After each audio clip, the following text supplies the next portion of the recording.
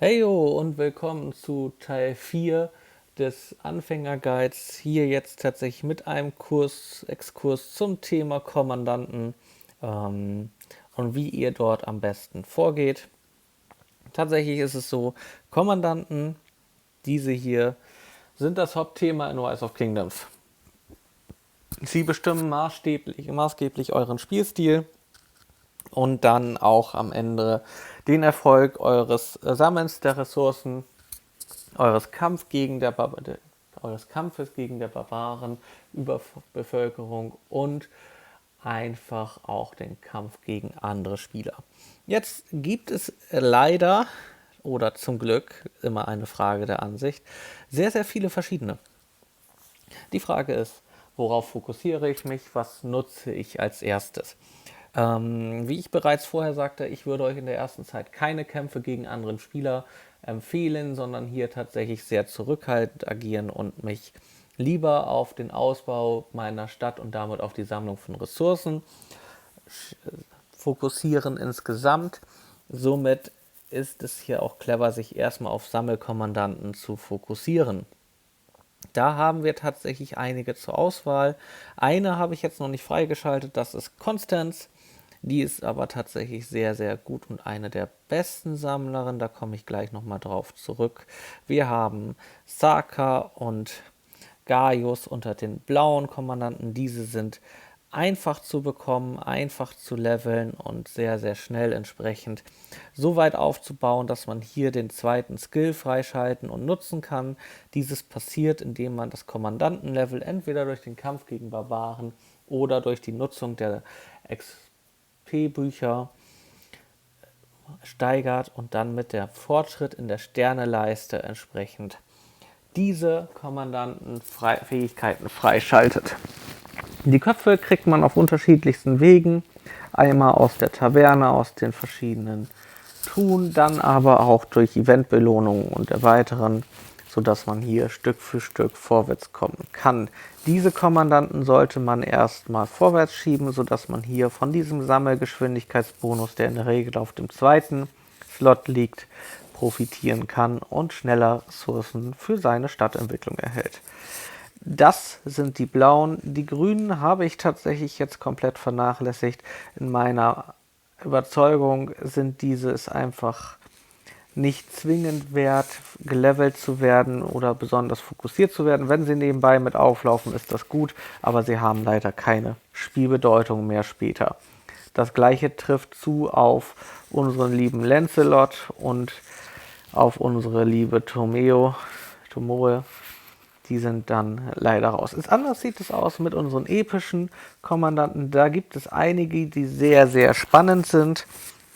Zum einen haben wir da Joan von Orleans, beziehungsweise die Jungfrau von Orleans. Diese ist tatsächlich auch im Late Game noch sehr interessant und erhöht die Sammelgeschwindigkeit im zweiten Slot wieder enorm. Gleichzeitig haben wir Sun Tzu. Dieses ist tatsächlich der beste epische Kämpfer, wenn es darum geht, gegen andere Spieler zu kämpfen. Dieser ist also dann auf lange Sicht auch definitiv eine Investition wert. Und in der legendären Kategorie haben wir tatsächlich hauptsächlich Kämpfer gegen andere Spieler, aber auch ein paar Sammelkandidaten, so wie ihn hier, Ishida oder Cleopatra. Diese bitte noch nicht fokussieren. Da gibt es noch andere Möglichkeiten. Hier bitte erstmal zurückhaltend agieren. Wenn ihr hier Köpfe reinsteckt, werdet ihr euch später ärgern. Diese Köpfe sind nämlich wahnsinnig selten, sodass ihr die sicherlich gerne woanders verfügen möchtet später und dann hier eher erstmal euch zurückhaltet. Genauso sieht es auch mit der Investition von diesen Sternen, die man sonst erhält. Das macht hier tatsächlich keinen Sinn, weil die Sterne einfach zu selten sind und ihr sie später braucht. Hier ist es tatsächlich so, sucht euch bitte am Anfang einen epischen Kommandanten. Das kann zum Beispiel Joan tatsächlich sein, weil diese wirklich, wirklich sehr universell nutzbar ist. Man kann sie später auch im Fight durchaus nutzen. Das wäre so meine Empfehlung. Oder nehmt, wenn ihr sowieso in die Richtung Infanterie geht, Sun Tzu. der wirklich herausragend brilliert mit all seinen Fähigkeiten. Ist eine wirkliche Bereicherung und sammelt erstmal die Köpfe für die legendären Kommandanten an. Ihr seht, es gibt wirklich haufenweise, es gibt eine ganze Latte an Kommandanten an dieser Stelle. Da werdet ihr Stück für Stück einige durch die goldenen Truhen aus der Taverne freischalten. Diese Kommandanten, die dort zur Verfügung sind, also um es genau zu machen, sind das diese hier: Cäsar, Friedrich, CC, also Ciao Ciao, Charles, Martel, El Cid, Kleopatra, Theon Ishida, Mehmet. Wir haben Mulan, wir haben Ragnar und wir haben Tutmosis. Diese bitte nicht füttern mit den universellen Köpfen. Ihr werdet sie Stück für Stück freischalten. Das dauert zwar eine ganze Zeit, aber das klappt schon. Hier ist es tatsächlich so, es gibt jetzt mehrere Wege, die nach Rom führen. Grundsätzlich kann man bei den legendären Kommandanten relativ schnell als Infanteriespieler Richard später freischalten. Dieser ist durchaus eine Investition wert, indem man diesen ersten Skill vorwärts bringt und so sich sehr, sehr tanky macht an der Stelle. Und die anderen kann man aber dann getrost ignorieren oder dann nachher freischaltbar, kurz gesagt YSG. Dieser ist wirklich lange und wirklich umfassend nutzbar später.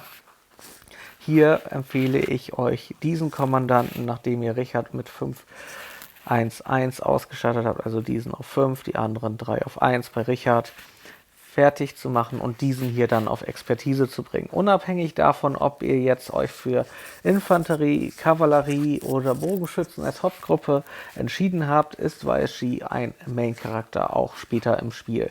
Der ist sehr, sehr lange, sehr, sehr gut nutzbar. Ich würde ihn nach wie vor auf Expertise bringen.